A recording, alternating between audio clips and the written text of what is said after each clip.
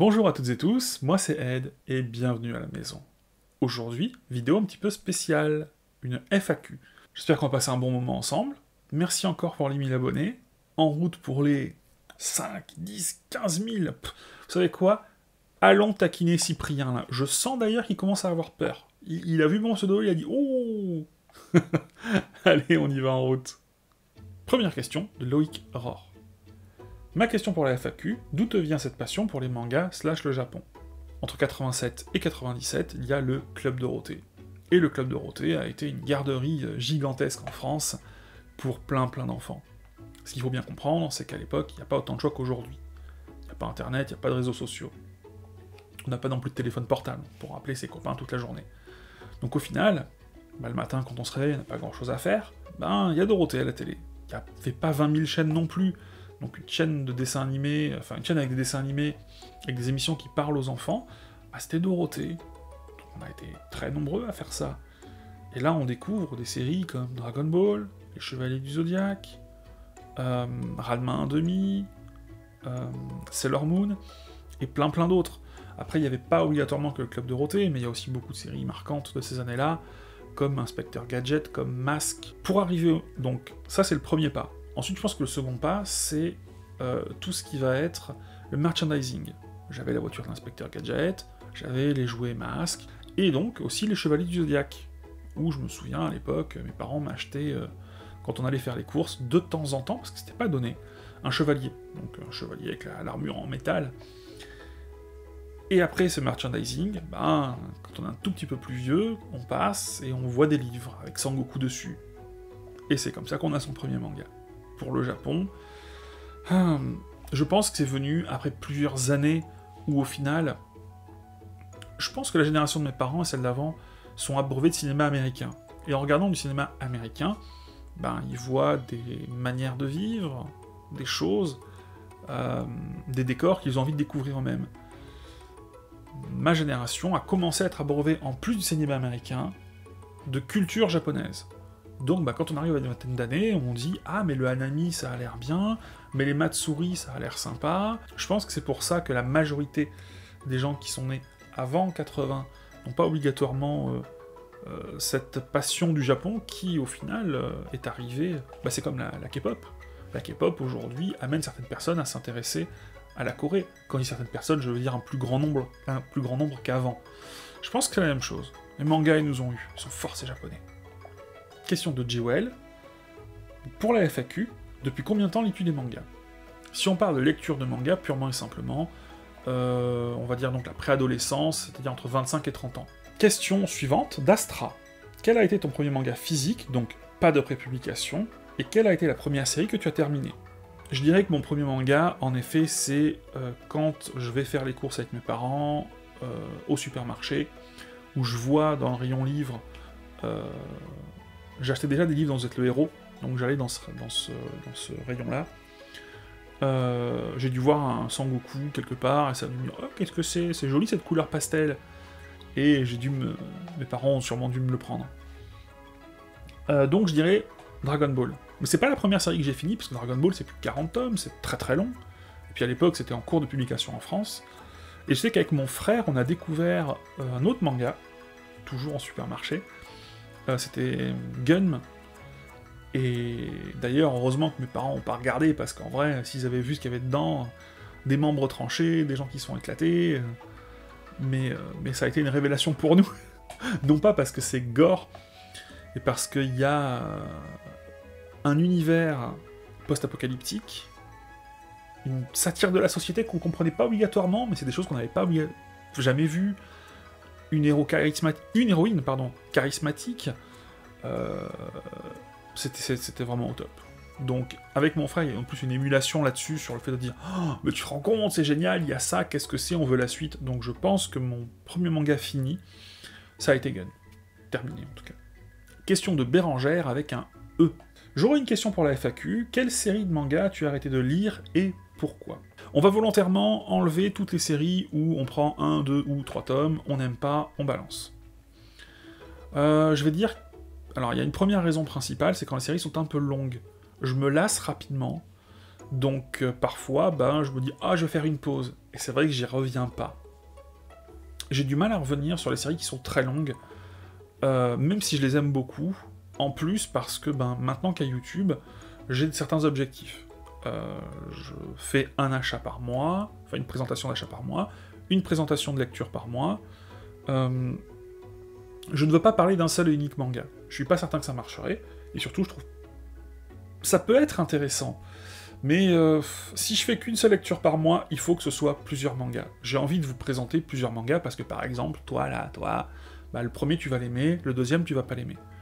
Et j'ai pas envie que, quand vous voyez une miniature en disant « manga machin », ah celui-là il me plaît pas trop, j'ai pas envie de découvrir. J'ai justement envie que vous veniez en disant « ah ce manga-là m'intéresse », et puis peut-être que vous découvriez d'autres choses, ou que vous dites justement « Ed, il va nous parler de celui-là, je m'y attendais pas, je connaissais pas, ça m'intéresse pas. » C'est aussi une possibilité. Donc j'ai envie de varier les lectures, et dans une vidéo de parler de plusieurs choses.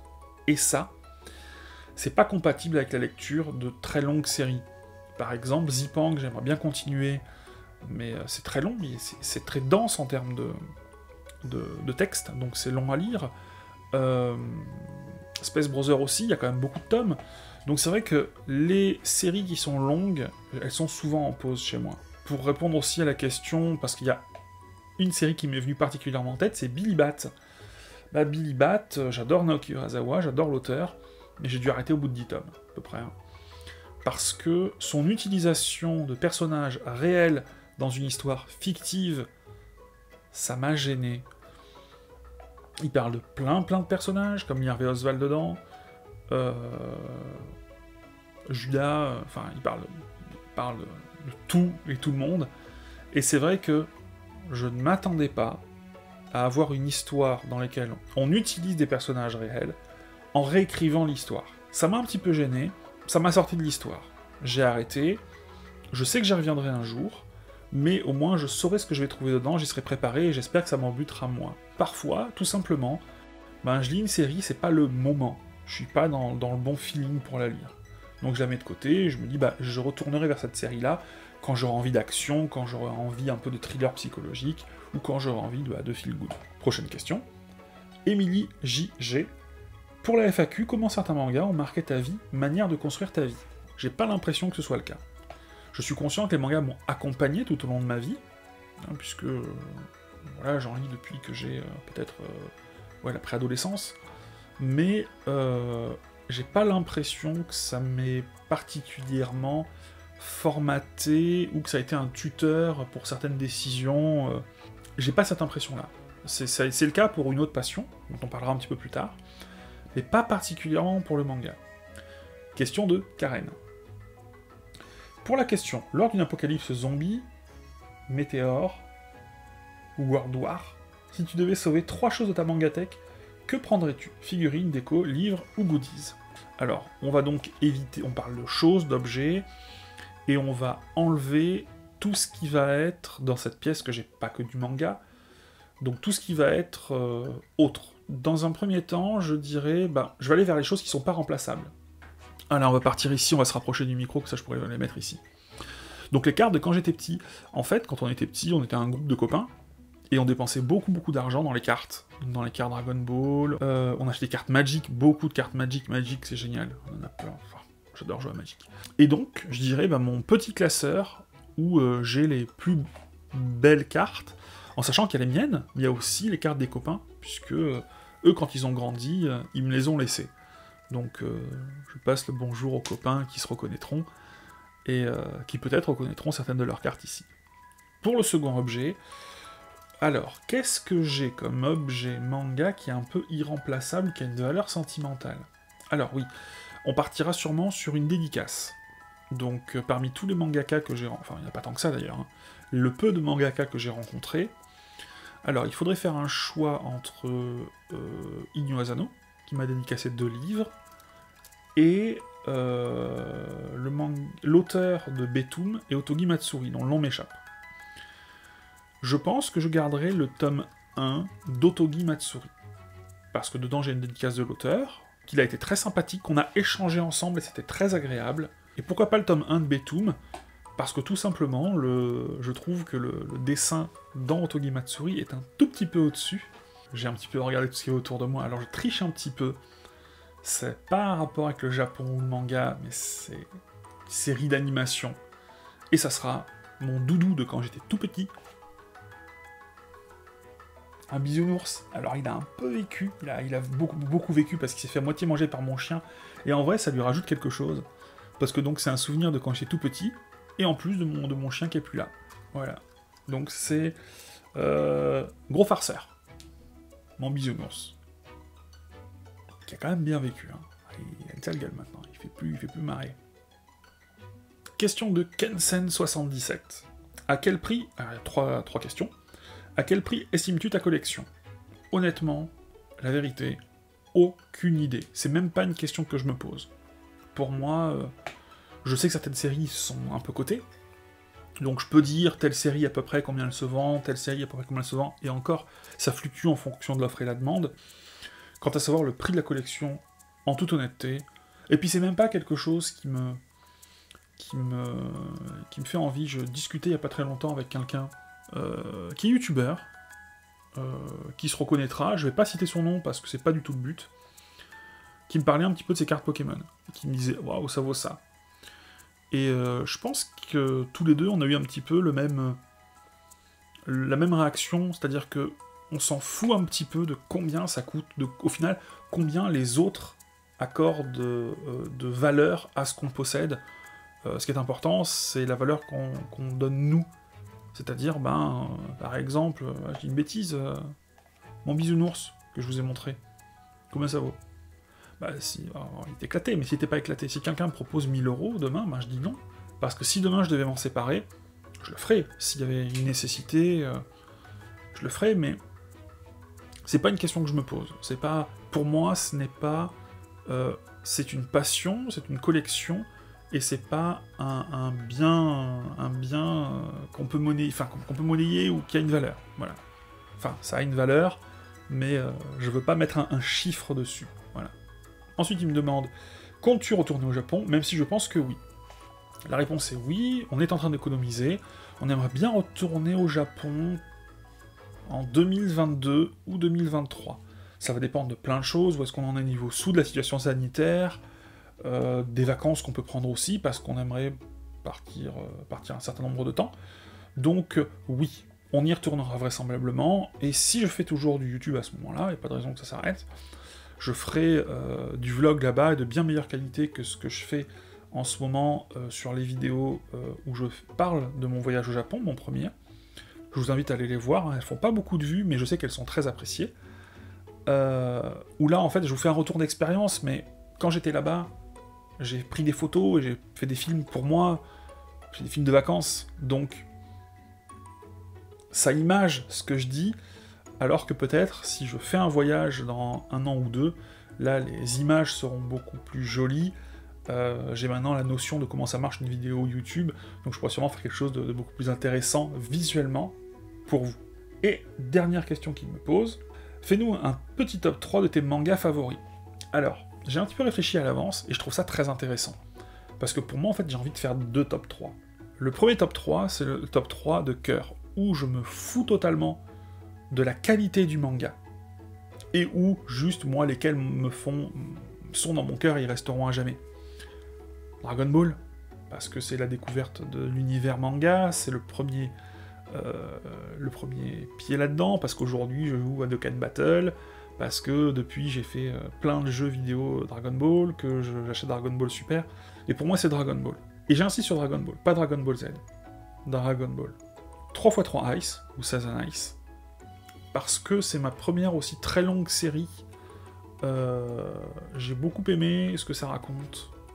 Et évidemment Gun, un de mes premiers mangas, Gali c'est fabuleux, c'est génial, Gun.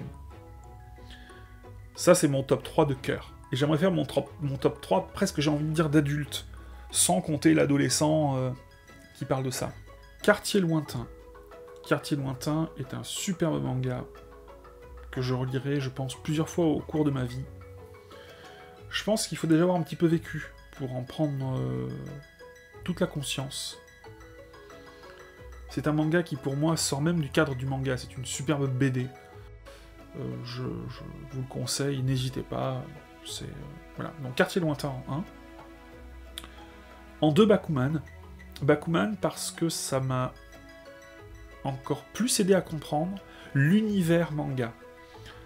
C'est un manga qui, donc, de Oba et Obata, ceux qui ont fait Death Note, et on va suivre 2 jeunes garçons, un dessinateur et un scénariste, qui vont vouloir se lancer dans l'industrie du manga, dans l'industrie et l'univers. On va les suivre sur plusieurs années, et c'est très intéressant parce que je pense que pour comprendre le manga, en général avec un grand M, il faut savoir comment c'est fabriqué. On comprend mieux comment c'est fait, et donc comment le produit fini qu'on a, qui est déjà un produit, le tome relié, c'est déjà quelque chose. Donc on comprend la phase de création, la phase de passage dans les magazines de publication, et ensuite le fait d'être relié. C'est très intéressant, et donc je mettrai 20th Century Boy. Pas le plus simple, mais celui en tout cas qui m'a le plus fait découvrir le fait qu'on peut être... Enfin, que le scénario est extrêmement important, et qu'il faut bosser le scénario, et que... Voilà, 20th Century Boy, j'ai vraiment beaucoup apprécié. Après, je pourrais encore parler de mangas plus récents qui m'ont marqué, mais pour moi, un manga préféré, c'est comme une plante, ça s'enracine un petit peu en nous. Donc après, oui, récemment, il y a beaucoup de mangas que j'ai beaucoup appréciés, c'est des mangas qui me touchent, au final, que ce soit Silent Voice, que ce soit My Broken Mariko, c'est des mangas qui m'ont beaucoup interpellé, et qui, peut-être un jour... Je pense pas que ça rentrera dans les 3 préférés, parce qu'un manga préféré, c'est un manga qui marque. Mais voilà, il y a tellement de mangas qui sont marquants qu'un top 3 ne suffit pas. Mais merci pour la question. Question de manga café. Pour la FAQ, quel serait le manga ou la série de mangas que tu rêverais d'avoir dans ta collection, mais qui est difficile d'obtenir? Question super pertinente, mais réponse pas facile. En vrai, alors je gagne pas des milliers et des cents, hein, j'ai un salaire comme la majorité des Français. Mais à partir du moment où on est passionné, où on se tient au courant de ce qui sort, et où on a de la patience, on peut à peu près tout avoir. C'est pas... Je dis à peu près, évidemment, des mangas comme Lone Wolf and Cub, quand il cotait 1000 €, non, c'est pas possible, c'est pas accessible. Mais, voilà. Quand j'ai voulu le Mother Sarah, j'étais patient, j'ai mis de côté, et puis quand c'était disponible, j'y suis allé. Donc, est-ce qu'il y a un manga que je souhaite, là, comme ça? Je dirais non. Ce que j'aimerais, c'est terminer les séries qui sont en cours et que je n'ai pas en intégralité. Donc il me manque 2 tomes d'Otogi Matsuri. Encore une fois, c'est pas une série que je chéris particulièrement. J'ai pas particulièrement envie de la lire, mais c'est parce que j'ai le tome 1 dédicacé et j'aime pas avoir des trous. Donc il y a 2 tomes d'Otogi Matsuri et 2 tomes de Skate Dance. Bah, parce que pareil, il me manque, donc j'attends la réédition patiemment. Pareil, je me souviens plus du nom des tomes, je l'écrirai là. Ils sont disponibles, mais c'est une 50aine d'euros le tome, et je trouve pas ça pertinent, voilà, de claquer 50 € dans un tome pour une série comme ça. Et ça m'embête d'ailleurs, j'aimerais bien avoir un Graal. Faudrait que je me penche sur le sujet. Question suivante, de Nazashi108. J'ai une question, c'est pourquoi tu ne collectionnes pas les Naruto, One Piece, Bleach, l'Attaque des Titans? Alors, c'est pas que je ne veux pas les collectionner, mais tout simplement que j'ai eu les premiers Naruto quand ils sont sortis dans la version... Je crois que c'est Naruto, c'est ça, qui sortait en sens de lecture français. J'ai eu les premiers Bleach, j'ai eu les premiers One Piece, et tout simplement, c'est que ça m'a pas transcendé. Attention, je vous laisse un peu le temps de digérer l'information. Je pense que chaque période, chaque génération a son manga shonen phare. Je pense qu'au Japon, c'est ce qu'ils visent. Là, One Piece est arrêté, ils ont beaucoup mis en avant Jujutsu Kaisen, que j'ai pas lu, et Demon Slayer, et quand ça sera fini, il y en aura d'autres. Je pense que le fait d'avoir un manga shonen cultissime, c'est générationnel, c'est par vague, il y en aura toujours un. Au final, c'est comme Dragon Ball. Pour quelqu'un de plus jeune, il n'aura pas connu la hype de l'époque, donc oui, il va trouver ça peut-être pas mal sans plus, mais au final... par rapport à ce qui se fait aujourd'hui, techniquement, je vais pas dire que c'est moins bien, mais il y a certains codes qui n'y sont plus ou n'y sont pas, donc voilà, je pense que c'est générationnel. Question de Simon Poulot.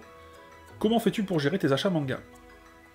et ben je vais sur Manga Collect, je regarde ce qui sort le mois d'après, et puis je mets dans mon panier, sur internet, et puis je commande. En général c'est comme ça, oui sinon je regarde qu'est-ce qui sort dans le mois, j'ai toujours un mois d'avance en général. Voilà, je regarde ce qui sort, je mets de côté. Comme tout le monde, hein, je regarde des vidéos sur YouTube, je vois un youtubeur qui parle avec envie et passion d'une série, je vais me dire « Waouh, mais qu'est-ce que c'est ?» Je m'y intéresse. Ou même dans les commentaires, j'ai aussi des séries que j'ai découvertes par rapport à vous, quand vous me conseillez. Donc c'est vrai que c'est compliqué, parce que, encore une fois, moi j'ai deux problématiques. La place, déjà, je commence à être juste, et parfois le budget aussi, hein, faut avouer, hein, c'est prendre 50, 100 euros de manga... en se disant j'ai envie de découvrir, parfois, bah moi c'est pas dans mon budget. Ça dépend des fois. Des mois oui, des mois non. Il y a plein de questions, plein, de smokers. Que fais-tu dans la vie? Je pense que la vie YouTube, c'est une chose, et la vie dehors, c'en est une autre. Donc, je pense que c'est pas très important. Pourrais-tu nous montrer, expliquer ton tatouage? Donc, hop, regardez, je me décale. Petite photo, alors c'est pas une photo de mon tatouage aujourd'hui, c'est une photo du jour où je me suis fait tatouer. Je me suis fait tatouer à Tokyo. Ça sera mieux de le voir là plutôt que de le voir avec tout plein de poils aujourd'hui. Moi je le regarde pour vous dire. Donc pour faire simple, pour moi, chaque case représente une des visions que j'ai du Japon. Donc il y a représenté les saisons du Japon, donc la saison où je suis allé et la saison où j'aimerais aller. Évidemment Mont Fuji, la vague de Kusai, une représentation du jeu vidéo, une représentation de l'animation japonaise, une représentation du manga. J'ai choisi celle-là parce que c'était un manga qui était édité lors de ma naissance. Une représentation de la nourriture japonaise qui est... Oh, nourriture japonaise. Pour ceux qui ont suivi ma vidéo sur le Japon partie 2, une représentation d'un esprit qui nous a... peut-être un esprit qui nous a guidés dans un moment difficile, et un tori, qui est une représentation de toute la spiritualité qui est présente au Japon. Voilà ce que représente mon tatouage, que j'ai fait à Tokyo. Que pensent tes proches de ta passion? C'est une question qui aurait peut-être être plus pertinente quand j'étais jeune. Maintenant, un peu moins. Les gens qui me connaissent prennent ça pour... Ceux qui sont vraiment éloignés du sujet prennent ça pour de la bande dessinée, il n'y a aucun problème. Quand autour de moi on pense à moi, on pense pas obligatoirement à manga. On parle de mon autre passion, qui est la passion la plus prenante, dont on va parler dans quelques minutes, même pas. Peux-tu nous utiliser quelques projets futurs pour la chaîne? Je ne suis pas une grande chaîne comme McFly et Carlito, donc il n'y a pas de projet exceptionnel, etc. Il y a des projets qui me tiennent à cœur, parce que j'ai d'autres passions, entre autres le jeu vidéo. Donc il y a des choses qui se font dans le milieu du jeu vidéo, qui pourraient se faire, qui ont déjà été un petit peu testées à droite à gauche dans le milieu du manga, mais qui pour moi sont pas parfaites.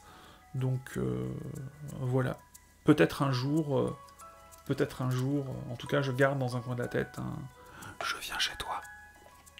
Un secret. Et donc la dernière question de Smoker qui est « As-tu d'autres hobbies ?» Je vais répondre « Oui ». En fait, j'ai toujours les mêmes passions que quand j'étais adolescent. C'est-à-dire, j'aime les mangas, j'aime les jeux vidéo, et j'aime le jeu de rôle. Donc je fais du jeu de rôle, qui est ma passion principale, j'ai presque envie de dire, enfin même c'est ça, hein. Depuis que j'ai... ouais, donc ça doit faire 28 ans que je fais du jeu de rôle. Donc au départ j'ai commencé comme joueur, ensuite je me suis mis à maîtriser, donc à être maître de jeu. Ce que j'appelle du jeu de rôle, c'est ce qu'on appelle communément le jeu de rôle papier. Donjons et Dragons, Warhammer, etc. etc. C'est-à-dire on a une fiche de personnage qui représente des statistiques et un personnage fantasmé, et on va l'interpréter, c'est une histoire interactive. Un petit peu ce qu'on fait le JDG dans Aventure, voilà, maîtrisé par Maillard. Donc moi le jeu de rôle c'est ma principale passion, j'en ai fait sans m'arrêter jusqu'au premier confinement en fait. Donc, et d'ailleurs YouTube c'est venu parce que, vu que je fais plus de jeux de rôle, bah, j'ai une case de temps assez grande qui s'est libérée, et j'ai pu me lancer sur le YouTube en parlant d'une autre de mes passions, qui est le manga, mais en vrai, ma passion première c'est le jeu de rôle. Et donc, dernière question. Le roi sans nom. Depuis la première fois où j'ai regardé une de tes vidéos, je me suis toujours demandé pourquoi et d'où vient le pseudo Aide le fou. Alors que tu es très calme et posé sur tes vidéos, il y a là un certain paradoxe qui m'intrigue. Tout simplement, quand j'avais 12-13 ans, mes premiers personnages de jeu de rôle qui a été marquant, il s'appelait Ed. Et par rapport à la manière dont je le jouais, il s'est fait très vite appeler le fou. Donc Ed le fou est un de mes personnages de jeu de rôle, donc c'est vrai que c'est devenu mon pseudo sur internet, après, ou en général, depuis cette époque-là. Voilà. Donc un très vieux pseudo et de très bons souvenirs pour moi. Merci à mon maître de jeu d'ailleurs, de l'époque, qui a participé à tout ça. Voilà. J'espère que la vidéo est pas trop longue, je sais pas du tout, là je vois que j'en suis à 60 minutes mais j'espère que ça sera plus digeste pour vous, j'essaierai de faire un montage un petit peu sympa. Merci à vous encore pour les 1000 abonnés. J'espère que cette FAQ vous aura permis d'en savoir un petit peu plus sur moi. Merci d'avoir regardé jusque-là. On se retrouve la semaine prochaine, où on reprendra les lectures. Voilà, aujourd'hui c'était cool, c'était tranquille. Je vous souhaite une bonne semaine, un bon dimanche, et à la semaine prochaine.